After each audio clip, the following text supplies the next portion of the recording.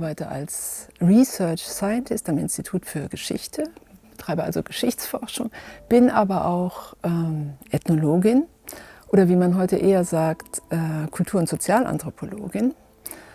Das erklärt auch, dass mein Interesse an Migration ein sehr weit gefächertes ist. Also dass ich mich mit ganz unterschiedlichen Formen von Mobilität, räumlicher Mobilität, Migration in sehr unterschiedlichen Regionen beschäftigt habe. Das reicht von nomadischen Viehhaltern im westafrikanischen Sahel, Nomadenfrauen und ihren Stadtmigrationen bis hin zu luxemburgischen Migranten in der Grenzregion, also beispielsweise in deutschen Grenzdörfern. Akademischen Hintergrund vielleicht noch, ich habe an verschiedenen deutschen Universitäten studiert und über mehrere Jahrzehnte gearbeitet, bin aber jetzt schon seit geraumer Zeit, ich glaube schon seit über 15 Jahren hier an der Universität Luxemburg und damit auch wieder in meiner Herkunftsregion. Ich komme aus einem Dorf jenseits der Mosel, bin also wieder sozusagen zurückgekommen.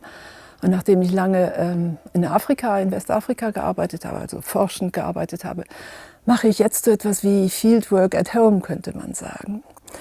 Und hier ankommend in Luxemburg, in der Großregion, da versteht es sich mehr oder weniger von selbst, dass man sich auch für portugiesische Migration interessiert. Da kommt man sozusagen nicht dran vorbei.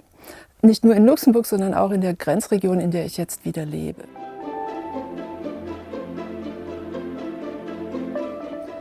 Und dann bin ich über ein sehr spezielles Forschungsprojekt, ein Forschungsthema zur kapverdischen Migration im Besonderen gelangt.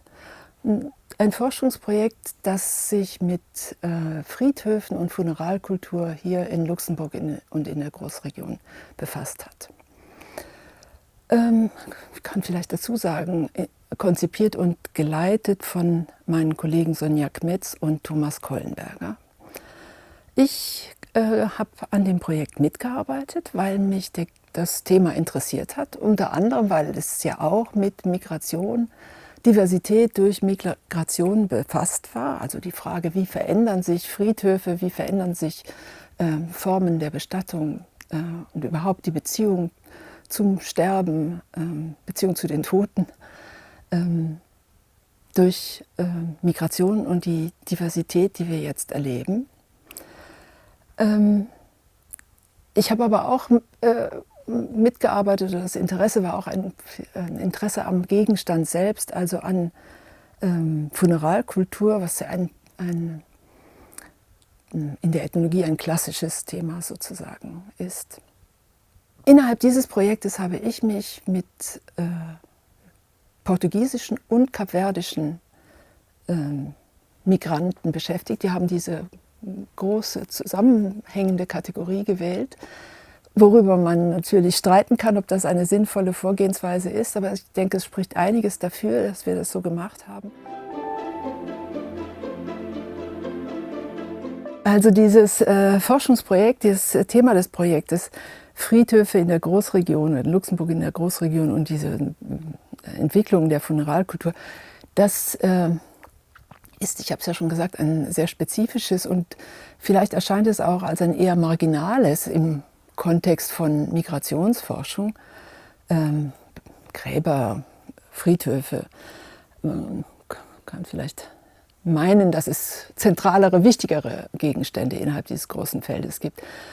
Ich habe sehr bald gemerkt, bin eigentlich von Anfang an davon ausgegangen, dass man über dieses spezifische Thema zu ganz grundlegenden Fragen gelangen wird. Fragen der sozialen Beziehungen, der Entwicklung, Veränderungen, dieser spezifische Fokusgegenstand zu den Kernthemen der Migrationsforschung führt. Und das wurde auch in den Interviews, die ich gemacht habe, bestätigt. Also dieses Forschungsprojekt bestand im Wesentlichen aus Interviews, also methodisch sind wir so vorgegangen. Wir haben natürlich Friedhöfe besucht, betrachtet, miteinander verglichen und beschrieben, aber der eigentliche methodische Kern waren Interviews mit ganz unterschiedlichen Personen, unterschiedlichen Akteuren, könnte man auch sagen. Einerseits so etwas wie Spezialisten in diesem Feld der Funeralkultur, das meint Priester, Steinmetze, Friedhofsverwaltung und dergleichen. Dann aber auch und vor allem mit dem, was man so ganz normale, einfache Leute nennt. Und in meinem Fall waren das dann eben portugiesische und kapverdische Migranten oder Familien. Zum Teil waren es auch Interviews mit mehreren Personen. Das waren keine Befragungen, keine standardisierten Interviews, sondern offene Gespräche, wie man sich denken kann, nicht so ganz einfache Gespräche, weil das Thema ja ein doch nicht ganz einfaches ist. Die Interviewpartner kamen sehr häufig auf eigene Verluste zu sprechen. Sie erinnerten sich an Beerdigungen, die sie selbst mehr oder weniger maßgeblich durchführen mussten, organisieren mussten. Aber in diesen Erinnerungen, da wurde sehr viel mitgeteilt über die Umstände hier im Land, die Bedingungen, denen sie begegnen, die Bedingungen, die mit den eigenen Bedürfnissen, Notwendigkeiten nicht immer übereinstimmen und damit eben auch über die Probleme, denen sie begegnen, zum Teil sogar regelrechte Konflikte, die da entstehen.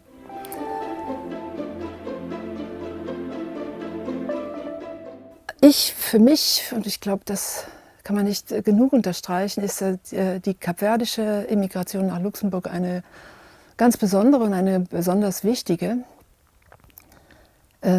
Wichtig, weil es die ersten Kapverdier in den 60er und 70er Jahren waren, sie waren die ersten nicht-europäischen Migranten hier im Land.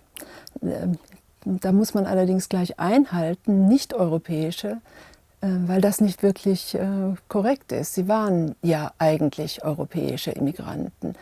Sie kamen nämlich als Portugiesen nach Luxemburg. Und da an dieser Schwierigkeit der Kategorisierung sieht man schon, was diese Gruppe insgesamt kennzeichnet. Sie wirft einfache Kategorien, einfache Gegenüberstellungen über den Haufen. Also die Unterscheidung europäisch-afrikanisch, das eigene, das Fremde, das wird in dieser Gruppe von Immigranten in Frage gestellt, wird in gewissem Grade obsolet. Das macht sie so interessant und für die luxemburgische Gesellschaft, glaube ich, auch so wichtig. Umso bemerkenswerter ist es, dass es eigentlich nicht sehr viel Forschung zu dieser Gruppe gibt. Man muss da vielleicht ein bisschen differenzieren. Es gibt seit einiger Zeit relativ viele sozialwissenschaftliche Studien zu den kapverdischen Bewohnern Luxemburgs.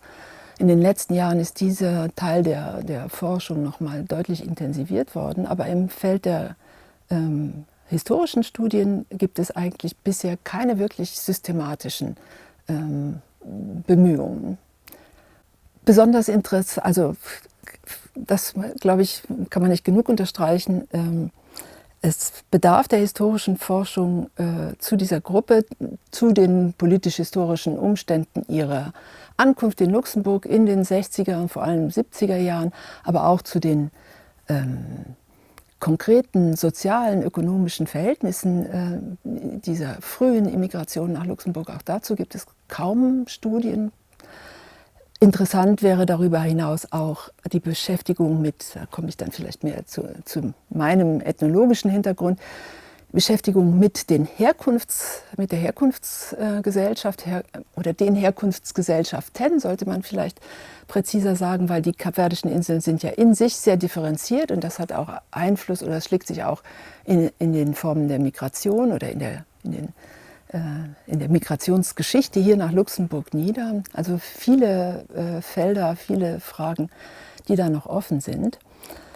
Das ist das eine. Kapverdier gehören elementar zur luxemburgischen Migrationsgeschichte. Das andere, interessant sind sie auch für dieses engere Feld der Funeralgeschichte oder der Death Studies, wie das heute auch genannt wird, ein Feld, was in den letzten Jahrzehnten regelrecht geboomt hat.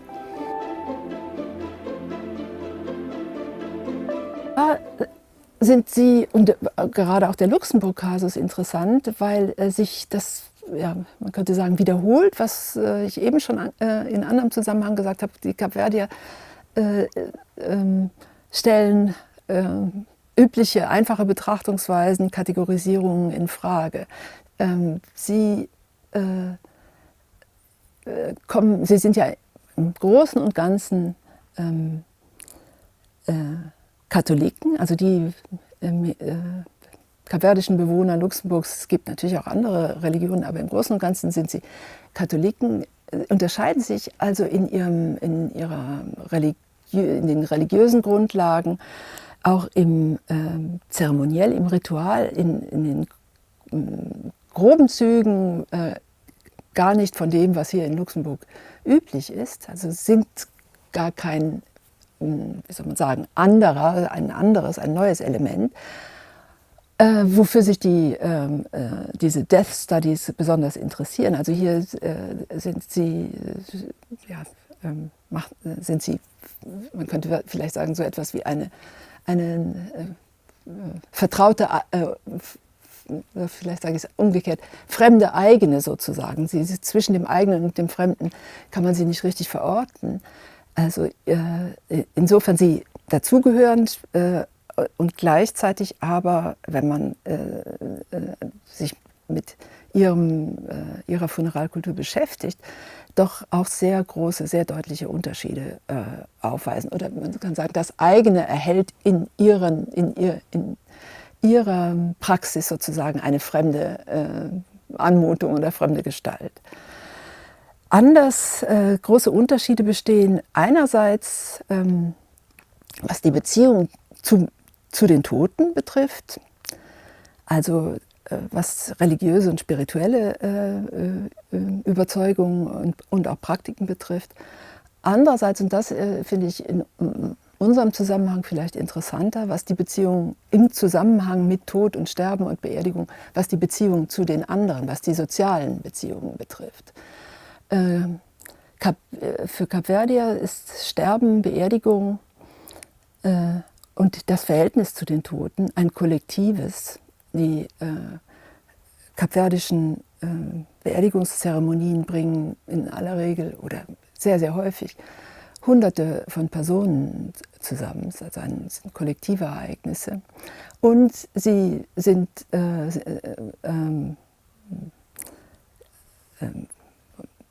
Ereignisse, sie beschränken sich nicht auf einen kurzen Moment der Beisetzung, sondern ziehen sich über einen langen Zeitraum, 8 Tage des gemeinschaftlichen Gedenkens. Und damit sind sie auch nicht auf einen bestimmten zeremoniellen Raum begrenzt, den Friedhof oder den Morg und die Kirche, sondern sie finden ganz wesentlich auch im Haus der verstorbenen Person statt. Das heißt, sie finden in einem anderen sozialen Raum auch statt. Der private Raum wird in diesem Moment des Sterbens, des gemeinschaftlichen Trauerns zu einem öffentlichen und eben geradezu sakralen Raum. Hier wird also für unsere moderne Lebensweise durchgehende funktionale Unterscheidung von Räumen wird hier aufgehoben im Zeremoniell der kapverdischen Familien. Also es ist auch mit bestimmten kulturellen Formen, Ausdrucksformen, mit einer ziemlich ausgeprägten Expressivität des Trauerns verbunden. Dann kann man sich vorstellen, dass es da, ich will nicht sagen regelmäßig zu Konflikten kommt, aber dass da Irritationen entstehen, sagen wir so. Hier also ein deutlicher Unterschied, aber, und das macht die Sache für meine Begriffe besonders interessant, ein Unterschied nur, solange man es nicht näher betrachtet und nicht bedenkt, dass diese gemeinschaftliche Form des Trauerns etwas ist, was in Luxemburg bis vor nicht allzu langer Zeit ganz üblich war. Also dass die kapverdischen Beerdigungsformen oder Trauerformen ganz dem entsprechen, was hier im Land mindestens bis zum Zweiten Weltkrieg in bestimmten Gegenden, vor allem im ländlichen Raum, aber auch noch lange darüber hinaus praktiziert wurde. Also allabendliche Gebete, Rosenkranzgebete im Haus der verstorbenen Person, am offenen Sarg. Die gemeinschaftliche, vom ganzen Dorf vollzogene Beisetzung, also ganz vertraute Formen, die man so als Volkskatholizismus beschreiben könnte. Das ist in Luxemburg innerhalb sehr, sehr kurzer Zeit radikal verschwunden. Also ich sagte schon, im ländlichen Raum trifft man darauf noch, aber im Großen und Ganzen werden Beerdigungen heute nicht mehr, bringen dieses Kollektiv nicht mehr zustande, werden nicht mehr als gemeinschaftliche Aufgabe wahrgenommen. Da kurz erwähnen, dass wir mal eine Weile daran gearbeitet haben, ein größeres vergleichendes Projekt auf die Beine zu stellen, auch mit Kollegen, mit Pierrot Gallereau von der Université de Lorraine. Die Idee war, nicht europäische Immigration in einer so haben wir das damals genannt, in einer europäischen Grenzregion zu untersuchen. Also auch diesen die grenzübergreifende Dimension mit einzubeziehen. Das war wie ich finde, ein sehr interessantes Projekt, an dem wir da eine ganze Weile laboriert haben, was aber leider nicht finanziert wurde. Da hätte die kapverdische Migration eine wichtige Rolle gespielt, aber zum Beispiel auch Migration aus anderen, vielleicht anderen lusophonen Ländern. Aber es war geplant, das auch in Verbindung zu bringen mit, in dem Fall, Migration aus dem maghrebinischen Raum. Dann wollte ich erwähnen, die Zusammenarbeit oder den Arbeitsrahmen, der durch die Key Research Area MISS gegeben ist, der für mich auch bedeutend war in der Zeit. MISS steht für Migration and Inclusive Societies und ich war lange Teil des MISS-Konsortiums. Das ist eine kleine Gruppe von Forschern aus verschiedenen Disziplinen, vor allem Sozialwissenschaftler. Da sollten mehr Historiker sich einfinden, finde ich. Da hat diese Beschäftigung mit kapverdischer Migration auch dazu beigetragen, dass wir uns intensiv mit Fragen von Diversität, Konvivialität, also den Fragen, wie funktioniert das Zusammenleben in einer Gesellschaft, die immer diverser wird, wo Differenzen immer bedeutender werden.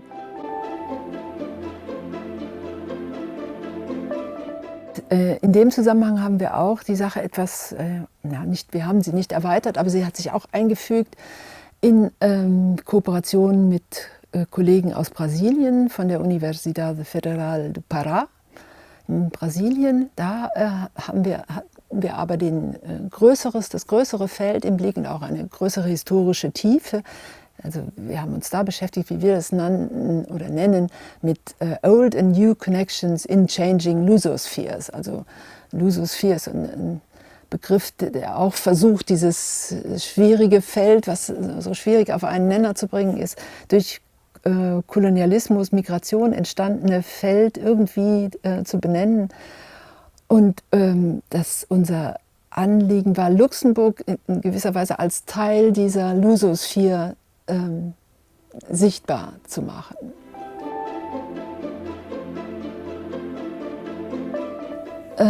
Vielleicht noch 2 Sätze zum künftiger Forschung, zu dem, was ich für sinnvoll erachte. Ich meine, ich habe es vorhin ja schon gesagt, dass die kapverdische Migration und die größere lusophone Migration in Luxemburg unbedingt der systematischeren Erforschung bedarf. Es gibt einiges, ich hatte eben schon erwähnt, vor allen Dingen sozialwissenschaftliche Studien, die sich mit Integrationsprozessen, Integration in den Arbeitsmarkt, Diskriminierung im Wohnungsmarkt und dergleichen beschäftigen. Das sind alles natürlich sehr wichtige Fragen und Probleme, aber ich meine, dass es ebenso wichtig ist und notwendig, sich mit den historischen Zusammenhängen zu beschäftigen. Und zwar auf eine systematische Art und Weise, das heißt eine Art, die über individuelle Studien hinausgeht, die versucht, einen größeren Forschungskomplex, Forschungsfragen zu entwickeln und zu beantworten. Und dann vielleicht zu allerletzt würde ich gerne sagen, dass ich meine, dass es wirklich notwendig ist, in der Forschung zu Kapverdien, aber auch in der Migrationsforschung insgesamt, sich mehr mit kulturellen und soziokulturellen Aspekten zu beschäftigen. Mit Fragen, die, ich meine, bei diesem Kapverden-Projekt sehr deutlich werden, die mit Aspekten, von denen wir meinen, dass sie in unserer modernen Gesellschaft sozusagen irrelevant geworden sind. Das, was ich meine, ist Familie, Verwandtschaftsbeziehungen, Religion, den Zusammenhang von Religion und Verwandtschaftsbeziehungen. Also da denke ich, ist ein großer Komplex, der interessante und wichtige Forschung verspricht, der aber auch zunehmend in den Hintergrund gerät oder schwieriger wird, weil Fragen der Partizipation, der politischen, der gesellschaftlichen Partizipation so sehr dominieren.